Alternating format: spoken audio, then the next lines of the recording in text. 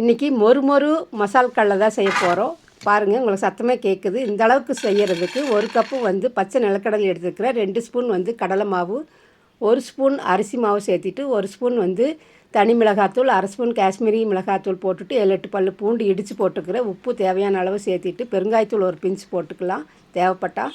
சூடான எண்ணெய் வாமாக இருக்கிற மாதிரி ஊற்றிட்டு 2 ஸ்பூன் வந்து தண்ணி ஊற்றி நல்லா பிசையும் போது நல்லா அந்த நிலக்கடலை எல்லாமே அந்த மசாலாவில் வந்து பைண்ட் ஆயிடுச்சு பாருங்கள். உதிரியாக இந்த மாதிரி இருக்கும்போது மிதமான சூட்டில் நம்ம போட்டு பொரிச்சு எடுத்துக்கலாம்.